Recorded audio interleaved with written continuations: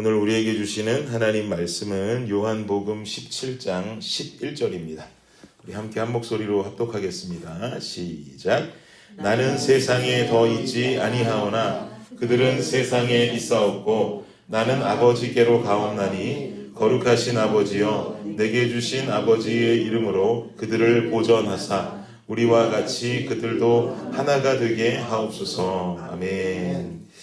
예수님께서는 요한복음 17장에 들어오면서 하나님 아버지께 기도를 드리고 계십니다. 우리 어제 말씀도 잠깐 기억해 보시면 이 17장에서 예수님의 기도의 내용이 기록되어 있던 것을 우리 함께 좀 살펴보았던 거 기억나실 겁니다. 그 중에서도 오늘 본문의 말씀은 남겨두고 떠나는 제자들을 위한 기도의 내용이 담겨져 있습니다. 제자들이라 하면 그동안 예수님의 공생의 기간 동안 함께 동거동락하고 기쁜 일, 슬픈 일, 고된 일 함께 나누며 살아왔던 제자들을 말하는 것이죠. 누구보다도 가까웠고 또 그들과의 여러 가지 추억들과 함께했던 스토리들은 이야기하자면 너무나 많을 만큼 넘쳐나도록 많은 사이였습니다. 이렇게 사랑하는 제자들을 향해서 예수님은 이 마지막이 다가오는 때에 어떤 기도를 드리고 계시는지 한번 본문을 통해 살펴보도록 하겠습니다. 우리 아까 읽었던 11절을 다시 한번 좀 보자면요. 함께 다시 읽어볼까요? 시작. 나는 세상에 더 있지 아니하오나 그들은 세상에 있사옵고 나는 아버지께로 가옵나니 거룩하신 아버지여 내게 주신 아버지의 이름으로 그들을 보전하사 우리와 같이 그들도 하나가 되게 하옵소서. 아멘. 이 11절을 보니까 나는 세상에 더 있지 아니하오나 그들은 세상에 있사옵고 나는 아버지께로 가옵나니 말씀하고 있습니다. 이 제자들을 말씀하는 것이죠. 예수님의 십자가 죽음 뒤로 예수님은 더 이상 이 세상에 살아갈 수가 없지만 제자들은 남을 것이다 이 말입니다. 이별의 이야기를 지금 말씀하는 거예요. 그리고 이어지는 하반절에 중요한 말씀을 하시는데요. 하반절에 뭐라고 말씀하냐 하니까 우리와 같이 그들도 하나가 되게 하옵소서라고 말씀합니다.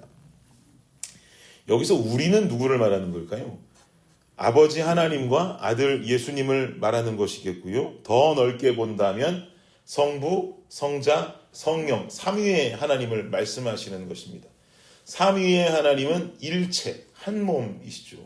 이걸 우리는 삼위일체다라고 말합니다. 서로 각기 다른 성부, 성자, 성령이라고 하는 삼위가 있지만 결국 한 분이시다라는 거예요. 참 이거 이해하기 힘든 내용이에요. 이걸 가지고 많은 목사님들이 여러 가지 비유로 설명하시려고 노력은 하십니다.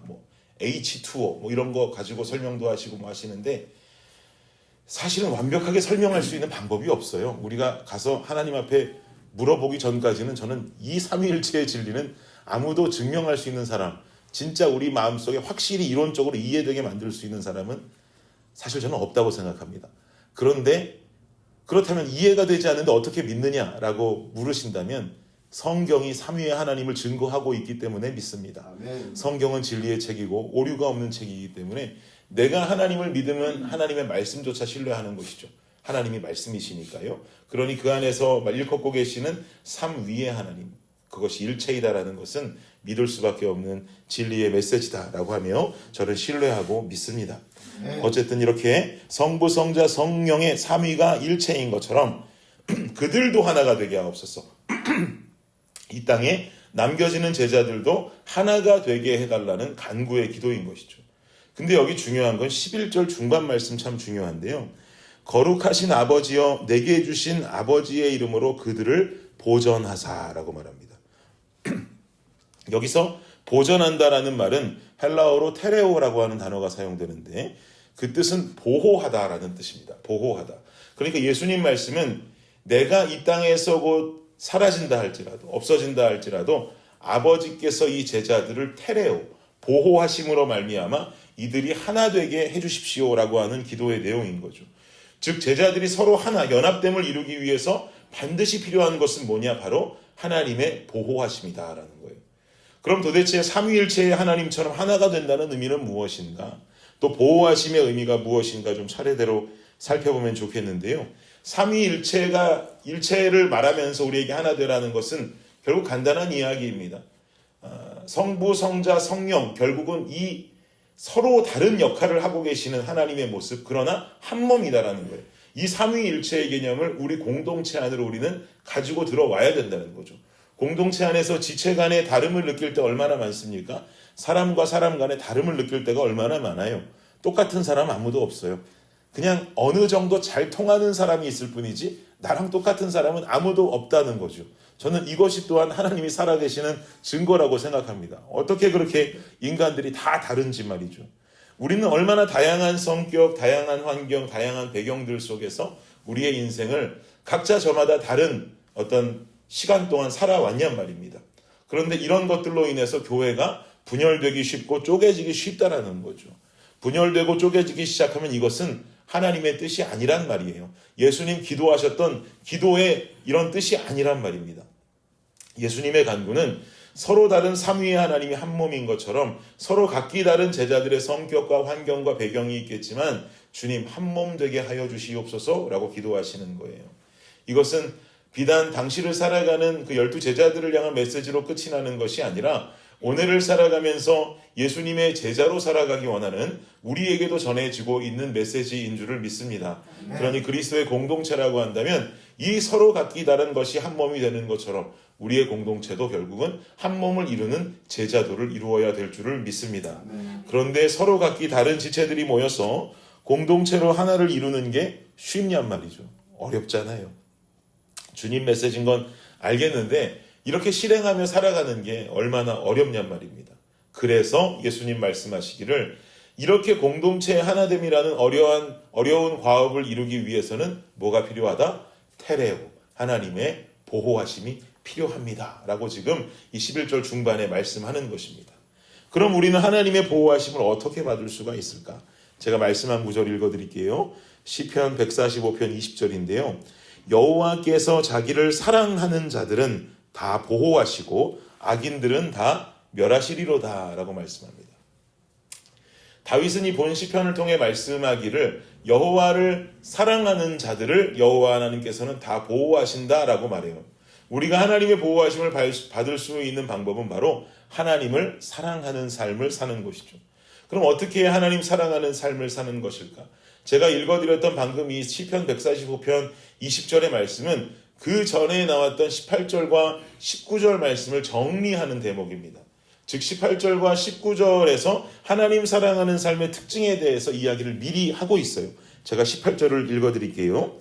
여호와께서는 자기에게 간구하는 모든 자, 곧 진실하게 간구하는 모든 자에게 가까이 하시는도다 라고 말씀합니다. 진실하게 간구하는 모든 자에게 하나님은 가까이 하신다. 가까이 하신다라는 말은 친밀함을 말하는 거죠. 즉 진실하게 간구하는 삶을 사는 모든 이에게 하나님은 친밀하게 다가오신다 이 말이에요. 친밀한 관계인 것이 바로 사랑의 관계인 것이고 이 사랑의 관계가 되어야 주님 보고 받는다는 것이죠. 그럼 어떻게 하는 것이 진실하게 간구하는 것일까? 마태복음 6장 5절과 6절 말씀에 이렇게 말합니다. 또 너희는 기도할 때에 외식하는 자와 같이 하지 말라. 그들은 사람에게 보이려고 회당과 큰 거리 어귀에 서서 기도하기를 좋아하느니라. 내가 진실로 너희에게 이르노니 그들은 자기 상을 이미 받았느니라. 너는 기도할 때에 내 골방에 들어가 문을 닫고 은밀한 중에 계신 내 아버지께 기도하라. 은밀한 중에 보시는 내 아버지께서 갚으시리라. 진실한 간구, 진실한 기도라고 하는 것은 누군가가 보라고, 누군가가 들으라고 기도하는 것이 아닙니다. 아버지와 아들, 아버지와 딸이 대화하는 둘만의 시간이 진실된 기도의 시간이죠. 그렇다고 지금 읽어드린 말씀 가운데 기도할 때 네 골방에 들어가 문을 닫고 은밀하게 기도하라고 그랬다고 그래서 뭐 어디 골방을 찾아서 골방에 들어가야만, 어디 기도굴에 들어가야만 주님과 둘의 어떤 친밀한 교제, 진실한 기도를 하는 시간을 갖는 것이다 라고 생각하면 안 됩니다. 꼭 그렇게 골방에 들어가야만 진실한 기도를 하는 것이 아니라 우리가 기도하며 하나님을 만나는 그 시간만큼은 다른 주변의 어떤 사람도 신경을 쓰지 아니하고 다른 어떤의 주변의 환경도 신경 쓰지 아니하고 그것이 예배당이 되었건 내 집이 되었건 사업장이 되었건 내가 눈을 감고 혹은 눈을 뜨고 기도할 때에 온전히 아버지와 나와의 관계, 어느 곳이 되었던 우리가 둘만 있는 골방으로, 영적인 골방으로 만들어 갈 때에 이것이 바로 진실한 기도요, 진실한 간구다라고 말씀하는 것이죠. 우리의 삶 어디에 계시던지요, 우리의 환경이 중요한 게 아니고 누가 있는 것이 중요한 게 아니고 하나님께 온전히 집중하고 주님과 둘만의 대화의 시간을 그리고 그곳을 영적인 골방으로 만들어갈 수 있는 저와 여러분 되시기를 축복합니다. 아멘. 하나님 사랑하는 삶은 어떻게 살까? 두 번째는요. 아까 18절 읽어드렸으니 19절을 읽어드릴게요. 그는 자기를 경외하는 자들의 소원을 이루시며 또 그들의 부르짖음을 들으사 구원하시리로다. 그들의 부르짖음을 들으사 구원하신다라고 말씀합니다. 부르짖는 삶을 사는 것이 곧 하나님과 더 가까워질 수 있는 삶이고 그것이 주님 사랑하는 삶인 줄을 믿습니다. 그럼 어떻게 해야 부르짖는 삶을 사는 것일까? 무조건 큰 소리로 기도하고 찬양하면 부르짖는 삶을 사는 것일까요? 그러면 북한 지하교회 성도들은 부르짖으며 기도할 수 없는 거잖아요. 큰 소리로 떠들면 잡혀가서 총살당하는데 어떻게 부르짖으면서 기도할 수 있겠습니까? 제가 예전에 유튜브를 통해서 북한 지하교회의 한 여성도가 기도를 하는 어떤 소리를 녹음한 걸 들은 적이 있는데 누군가 자기 기도 소리를 들을까 봐서 이불을 덮고 그 안에서 속삭이며 기도하는데 그 속삭이는 기도 소리가 제가 막 소리치며 기도하는 소리보다 더 크게 들리는 것 같더라고요. 그 마음을 다 쏟아내고 그 와중에도 입을 뒤집어 쓰고 막 눈물을 흘리면서 기도하는 그 모습이 이게 진짜 부르짖음이구나 라고 하는 생각이 들었습니다. 저는 부르짖다라고 하는 의미를 창세기 4장을 통해서 정의하고 싶은데요. 4장 26절을 이렇게 말합니다. 셋도 아들을 낳고 그의 이름을 에노스라 하였으며 그때의 사람들이 비로소 여호와의 이름을 불렀더라. 여기서 에노스라고 하는 이름의 뜻은 죽을 수밖에 없는 존재다라는 뜻을 가지고 있습니다. 아담에겐 두 아들이 있었습니다. 가인과 아벨이 있었죠. 근데 아벨은 가인에게 죽임을 당하고 가인은 쫓겨남을 당합니다. 그리고 다시 태어난 셋이라고 하는 아들의 대를 이어서 하나님은 아담의 족보를 이어가시는데 아담의 족보 안에서 나온 사람 중에 에노스라고 하는 자가 있었다는 거예요. 그는 죽을 수밖에 없는 존재라는 이름의 뜻을 가지고 있었다는 거죠. 그런데 26절 말씀에 뭐라고 말하냐면 에노스라 하였으며 그때의 사람들이 비로소 여호와의 이름을 불렀더라 라고 말합니다. 여러분 부르짖는 기도의 의미는 내가 죽을 수밖에 없는 존재라 할지라도 내가 죽을 수밖에 없는 어려운 상황 속에 거하며 살아가고 있다 할지라도 하나님의 이름을 부를 수 있는 것 이것이 바로 부르짖음의 기도인 줄을 믿습니다. 큰 소리 작은 소리가 중요한 게 아니고요. 내 상황이 아무리 기도할 수 없고 도저히 일어날 수 없는 고난을 살아가고 도저히 내가 기도할 수 없는 환경을 살아간다 할지라도 끝내 주님의 이름을 부르면서 끝내 영적으로 일어나 있는 삶을 살아가는 것, 기도하는 삶을 살아가는 것, 이것이 진정 부르짖음의 삶이 되는 것입니다. 사랑하는 여러분, 어떤 상황 속에도 고난 중에도 슬픔 중에도 주님의 이름을 부르는 것은 우리의 결단입니다. 감사하고 기쁨의 순간에는 주님 찾을 수 있죠. 그러나 온 세상이 나를 버린 것 같은 그 순간에도 주님을 찾는 것은 이를 악물고라도 해내야 되는 우리의 결단이 되어야 할 줄 믿습니다. 그렇게 주님의 이름을 끝내 부르며 주님을 놓지 않는 부르짖음의 삶을 사는 사람을 주님께서는 구원하시고 보호하신다라고 말씀하십니다. 그리고 그 사람이 바로 하나님 사랑하는 사람이라고 20절은 결론 짓고 있는 것이죠. 이렇게 훈련된 자가 공동체 안에서 공동체가 하나됨을 위해서 분명히 사용되어지는 한 사람이 되는 것입니다. 어떤 상황에도 주님의 이름을 부르는 부르짖음으로 신앙적 성숙함을 이루었기 때문이죠. 저는 오늘 두 가지를 이야기했습니다. 하나님과 갖는 골방의 시간과 어떤 환경 속에도 하나님을 부르짖는 결단의 시간이 공동체의 하나됨을 이루는 우리 모습의 시작이다라고 말했습니다. 즉 지금 공동체의 문제를 해결해야 하는데 권면되는 해결 방법은 사실 공동체적인 방법이 아니라 알고 보니 나라고 하는 개인의 해결 방법인 것이죠. 즉 공동체의 하나됨은 개인의 영적 성숙을 통해서 이루어진다는 거예요. 이거 무척 중요한 부분입니다.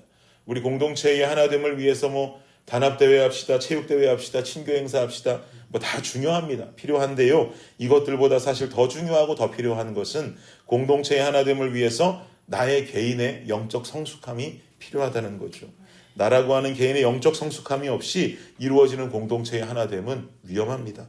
언제 무너지고 균열이 생길지 모릅니다. 그러니 먼저 영적으로 나를 다듬어야 합니다. 나를 영적으로 굳건한 반석 위에 세워야 합니다. 둘만의 시간, 결단의 시간을 반드시 가져야 하는 것입니다. 그렇게 하나됨을 이루는 우리의 모습이 예수님께서 보기 원하셨던 제자들의 모습이고 그리고 오늘을 살아가는 성도들의 모습입니다. 그래서 주님은 기도하셨던 것입니다.